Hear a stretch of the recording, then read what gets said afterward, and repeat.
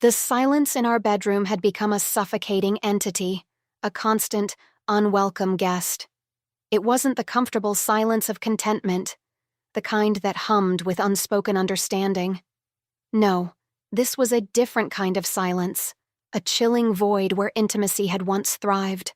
My husband, John, lay beside me, his back turned, his rhythmic breaths the only sound breaking the oppressive stillness. I traced the lines of his sleeping face, the familiar contours now strangely alien, where once I had seen a lover, a confidant, I now saw a stranger, a man lost in the labyrinth of his own thoughts. Our marriage, once a vibrant tapestry woven with passion and laughter, had frayed at the edges, the threads of intimacy worn thin, the spark that had ignited our love had long since dwindled, replaced by a dull ember of routine. We went through the motions of a life together, the morning coffee, the evening dinners, the perfunctory kisses, but the connection, the soul-deep communion had vanished. Sex had become a chore, a duty to be fulfilled rather than a shared pleasure. John, once a whirlwind of passion, now moved with the languid indifference of a sleepwalker. I would lie beneath him, my body offering itself, but my heart remained detached, a cold, indifferent spectator. One evening, as we lay in the suffocating silence, John turned to me, his eyes dark and intense. "I've been thinking," he began, his voice rough with suppressed emotion. Maybe we need to try something different." My heart skipped a beat. Different? What did he mean? "I've read about couples who explore other avenues to reignite their passion," he continued, his voice trailing off. "You know, to spice things up." A wave of nausea washed over me. Spice things up? What kind of spice was he talking about? My mind raced, conjuring up images I didn't want to see, thoughts I didn't want to entertain. What are you suggesting?" I stammered, my voice trembling. He hesitated, his gaze fixed on the ceiling. I think you should sleep with another man." The words hit me like a physical blow. I sat up abruptly, my breath catching in my throat. "What?" I gasped, disbelief and anger swirling within me. "Are you serious?" He turned to me, his expression a mixture of vulnerability and desperation. "I know it sounds crazy," he admitted, "but I think it could work. It would be a way to see you desire again, to see that spark return to your eyes." I stared at him, speechless. The idea was so preposterous, so utterly degrading, that I could barely comprehend it. My husband, the man I had vowed to love and cherish, was suggesting I sleep with another man? For his own pleasure? Fury swelled within me, choking my voice. "You want me to sleep with someone else, so you can watch?" He flinched at my harsh words. No, not like that. I wouldn't want to watch. It's not about that. It's about rekindling our connection, about reminding us of what it means to truly desire each other. His words washed over me, leaving me cold and numb. Rekindle our connection? How could this possibly help? It felt like a betrayal, a violation of everything we were supposed to be. Yet, as I lay in the darkness, the seed of his suggestion began to take root. The idea, however abhorrent, was strangely intriguing. Forbidden, dangerous, and undeniably taboo. It was a forbidden fruit, tempting me with the promise of the unknown. I pushed the thought away, disgusted with myself. How could I even consider such a thing? I was a wife, a mother, a respectable woman. This was not who I was. But the seed of curiosity had been planted, and it grew with insidious speed. The more I tried to suppress it, the more it flourished, a dark and dangerous bloom in the arid wasteland of my marriage. John's preposterous suggestion continued to haunt me, a persistent whisper in the back of my mind. I tried to dismiss it, to bury it beneath the weight of my daily routine. But the more I fought it, the more it grew, a defiant weed sprouting in the parched soil of my discontent. The idea of sleeping with another man, of exploring my own sexuality beyond the confines of my marriage, was both terrifying and exhilarating. It was a forbidden fruit, ripe and tantalizing, whispering promises of forbidden pleasures. One afternoon, while browsing an online dating site, an act of rebellion in itself, I stumbled upon his profile. His name was Marcus, and his picture radiated an effortless charisma. He was tall, dark, and strikingly handsome, with eyes that held a smoldering intensity that sent shivers down my spine. His profile was brief, enigmatic. He described himself as an artist, a free spirit, a seeker of truth and beauty. There was a raw, untamed quality about him that both intrigued and intimidated me. Hesitantly, I sent him a message, a simple hello that felt both bold and utterly insignificant. To my surprise, he responded almost immediately, his message warm and engaging. Over the next few days, we exchanged a series of messages, our conversations flowing with an unexpected ease. He was witty, insightful, and surprisingly perceptive. He seemed to see beyond the carefully constructed facade I presented to the world, to glimpse the woman beneath. As our online conversations deepened, a strange excitement began to stir within me. The thought of meeting him, of experiencing his touch, sent a thrill of anticipation through my veins. I found myself fantasizing about his hands on my skin, his lips on mine, a forbidden dance of passion. One evening, he suggested we meet for coffee. I agreed, my heart pounding a frantic rhythm against my ribs. The anticipation was agonizing, a delicious torment that both excited and terrified me. The day of our meeting arrived, and I found myself meticulously preparing, choosing an outfit that was both alluring and understated. As I drove to the cafe, my hands trembled on the steering wheel. What if he was a disappointment? What if I was? When I finally saw him, sitting by the window, my breath caught in my throat. He was even more impressive in person. His smile was captivating, his eyes sparkling with an intelligent curiosity. Our conversation flowed effortlessly, punctuated by moments of intense eye contact that made my knees weak. He was a fascinating man, articulate and passionate, with a depth that I found both intriguing and unsettling.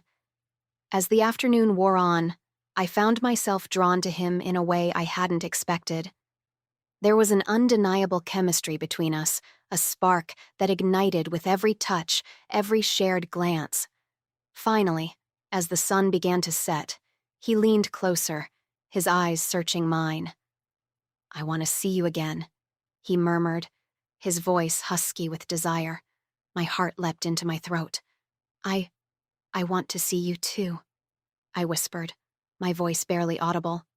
He smiled, a slow, predatory smile that sent shivers down my spine. "Good," he said, his voice a low growl, "because I have something in mind." The next few days were a whirlwind of anticipation. John, oblivious to the storm brewing within me, continued with his mundane routine, unaware of the revolution taking place within his own home. I, on the other hand, was consumed by a forbidden desire, a thrilling sense of danger that pushed me to the edge of my comfort zone. Marcus, true to his word, had a proposition. He suggested a discreet rendezvous at a secluded cabin he owned outside the city. He wanted to experiment. The idea terrified me, yet it also excited me in ways I couldn't begin to understand. It was a leap into the unknown, a chance to explore the depths of my own sexuality, to experience a forbidden pleasure that promised to shatter the monotony of my existence. The night of the rendezvous arrived, and I found myself driving to the cabin, my hands trembling on the steering wheel. The moonless sky was a canvas of inky blackness, the forest surrounding the cabin a menacing silhouette against the night. As I approached the cabin, a wave of apprehension washed over me. What was I doing? What if I regretted this? But as I stepped inside, all my doubts vanished. The cabin was rustic, yet elegant, a sanctuary of warmth and intimacy. Marcus stood by the fireplace, a glass of wine in his hand, his eyes gleaming with a predatory intensity. He greeted me with a warm smile, his eyes sweeping over me with an appreciation that made my blood run cold. "You look incredible," he murmured, his voice a low growl. I felt a shiver crawl down my spine. He took my hand, his touch sending a jolt of electricity through my body. As he led me deeper into the cabin, I felt a strange sense of detachment, as if I were watching myself from a distance. The night that followed was a blur of sensations, a whirlwind of passion and exploration that pushed the boundaries of my imagination. Marcus was a lover like I had never known, his touch both gentle and demanding, his kisses a fiery explosion of desire. He explored my body with a reverence that bordered on worship, awakening a sensuality I never knew I possessed. I surrendered to him completely, lost in the intoxicating haze of pleasure, my inhibitions melting away with each touch. The experience was both terrifying and exhilarating, a forbidden dance that pushed me to the very edge of myself. I felt alive, vibrant, more alive than I had felt in years. As the first rays of dawn filtered through the windows, we lay entwined, our bodies still trembling from the aftermath of our passion. I looked at Marcus, his face illuminated by the morning light, and for the first time, I saw something more than just a lover. I saw a kindred spirit, a soul that resonated with my own. The aftermath of that night left me reeling. My body ached with a delicious exhaustion, my mind buzzing with a heady cocktail of emotions. I felt exhilarated, liberated, yet strangely adrift. Familiar moorings of my marriage, once so secure, now felt distant and uncertain. The encounter with Marcus had awakened a dormant part of myself, a sensuality I had long forgotten. It had been a thrilling transgression, a forbidden dance that had pushed me to the very edge of myself. But the repercussions were swift and unexpected. The encounter with Marcus had opened a Pandora's box within me, unleashing a torrent of emotions I had long suppressed. My marriage, already teetering on the brink, now felt like a fragile house of cards, ready to crumble at the slightest touch. John, oblivious to the seismic shifts occurring within me, continued his oblivious existence. He came home from work, greeted me with a perfunctory kiss, and settled into his armchair, lost in the glow of the television screen. I would sit across from him, pretending to listen to his mundane anecdotes, while my mind raced with thoughts of Marcus. I would replay the events of that night in my mind, savoring the memory of his touch, the intensity of his gaze. The more I tried to suppress these thoughts, the more they consumed me. They seeped into my dreams, haunting me with vivid images of forbidden pleasures. I would wake up in the morning, my body trembling with a yearning I couldn't name. The need to see Marcus became an obsession. I craved his touch, his laughter, the intensity of his gaze. I found myself making excuses to leave the house, to linger at the coffee shop down the street, hoping to catch a glimpse of him. One afternoon, while running errands, I spotted him across the street, walking hand in hand with a woman. My heart plummeted. He had a life outside of me, a life that didn't involve stolen moments and clandestine meetings. The feeling of rejection was a bitter pill to swallow. I felt foolish, desperate, and utterly alone. But the desire for him remained, a persistent ache that gnawed at me from within. I couldn't resist the pull, the intoxicating allure of the forbidden. I found myself seeking him out, inventing reasons to be in his vicinity. I would leave accidental notes on his car windshield, send cryptic messages that hinted at my longing. He responded with a mixture of amusement and intrigue.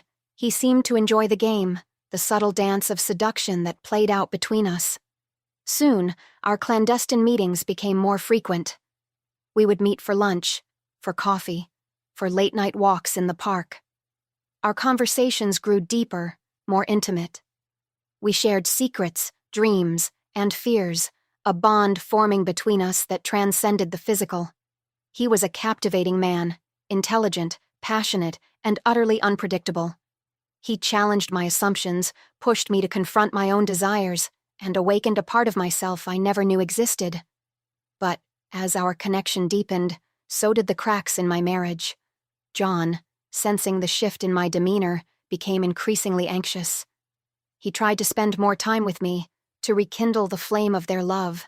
But it was too late. The fire that once burned brightly between us had long since extinguished. I no longer saw John as a lover, but as a stranger, a man trapped in the monotony of his own existence. My thoughts were constantly with Marcus, his touch, his laughter, the way his eyes sparkled when he looked at me. I found myself comparing John to Marcus, and the comparison was devastating. John, with his predictable routines and his lack of passion, paled in comparison to Marcus, with his vibrant energy, his intellectual curiosity, and his insatiable appetite for life. Guilt gnawed at me. I felt like a traitor, a betrayer of my vows. But the pull of Marcus was too strong to resist. He was a forbidden fruit, intoxicating and dangerous, and I craved every forbidden bite. One evening, as I lay beside John, his arm draped lazily around my waist, I felt a surge of resentment. I felt stifled, suffocated by the weight of my own hypocrisy. I yearned for freedom, for a life that was true to myself. I yearned for Marcus, for the passion, the adventure, the exhilarating sense of freedom that came with being in his arms. The realization hit me with the force of a tidal wave. I was in love with him. The thought was both terrifying and exhilarating. I was a married woman, a mother, a respectable member of society. How could I possibly be in love with another man? But the truth was undeniable. My heart belonged to Marcus, and there was nothing I could do to deny it. The weight of my betrayal began to weigh heavily on me. I knew I could no longer continue this charade. I had to make a choice, a difficult, life-altering choice that would inevitably shatter the fragile remnants of my marriage. The weight of my betrayal pressed down on me, a suffocating blanket of guilt and shame. I knew I could no longer live a lie. The charade was unsustainable, the constant juggling of my emotions and loyalties taking a toll on my sanity. One evening, as I sat across from John at the dinner table, the truth finally spilled out. The words tumbled out of my mouth, a torrent of confessions that I had been holding back for far too long. I told him about Marcus, about the clandestine meetings, about the passion that had ignited between us. I told him about the way Marcus made me feel alive, the way he had awakened a part of myself I never knew existed. John sat frozen, his face a mask of disbelief and pain. He stared at me, his eyes wide with a mixture of anger and hurt. You're in love with him?" He finally managed to croak out, his voice hoarse with emotion. I looked down at my plate, unable to meet his gaze. "Yes," I whispered, the admission a confession of my own defeat. He rose from his chair, his face contorted in a grimace of pain. "After all these years?" he asked, his voice trembling with anger. "After everything we've been through?" I looked up at him, tears welling in my eyes. "I'm so sorry, John," I pleaded. "I never meant to hurt you." But the damage was done. The words, once spoken, could not be taken back. The trust, once so strong, had been shattered beyond repair. The ensuing days were a blur of acrimony and recriminations.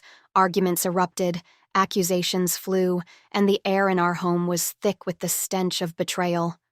John, understandably, was devastated. He withdrew into himself, his anger turning inward, a cold, bitter resentment simmering beneath the surface. I, on the other hand, felt a strange sense of liberation. The truth, though painful, had set me free. I was no longer bound by the shackles of a loveless marriage, a prisoner in my own gilded cage. But freedom, I soon discovered, came at a price. The divorce was messy and emotionally draining. The legal battles, the division of assets, the constant reminders of our failed marriage, it all took a toll on my emotional and financial well-being. My relationship with Marcus, initially a source of joy and excitement, also began to falter. The thrill of the forbidden had worn off, replaced by the realities of a new relationship. We tried to make it work, to build a life together, but the shadow of my past, the pain and resentment I carried with me, cast a long shadow over our happiness. The years that followed were a period of profound introspection. I grappled with the consequences of my choices, the pain I had inflicted on others, and the enduring impact of my betrayal. I learned to forgive myself, not for my actions, but for the pain I had caused. I learned to embrace the consequences of my choices, to accept the responsibility for my own happiness. I also learned that freedom, true freedom, was not about breaking free from the constraints of marriage, but about breaking free from the shackles of my own self-doubt, my own fear of happiness. Looking back, I can see that the experience, though painful, was ultimately a catalyst for growth. It forced me to confront my own desires, to rediscover my own identity, to embrace the woman I truly was. The affair with Marcus, though brief, had a profound impact on my life. It shattered the illusion of perfection, forced me to confront the realities of my own unhappiness, and ultimately led me down a path of self-discovery and personal growth. I am not the same woman I was before. The experience, though painful, has made me stronger, more resilient, more aware of my own needs and desires. I have learned to embrace the unknown, to embrace the risk of loving again, to cherish the precious moments of joy and connection. And though the scars of the past may never fully heal, I have learned to live with them, to carry them as a testament to my own strength and resilience. This experience, this tumultuous journey of love, betrayal, and self-discovery has left an indelible mark on my soul. It has taught me that life is unpredictable, that love can be both a source of immense joy and profound pain. It has taught me that true freedom comes not from breaking free from societal expectations, but from breaking free from the chains of self-doubt and self-imposed limitations. And most importantly, it has taught me that even in the darkest of times, there is always the possibility of hope, of healing, of finding joy and love again. This is my story, a story of love, loss, and redemption, a story of a woman who dared to break free from the shackles of conformity, only to discover that true freedom lies within. I hope this story resonates with you.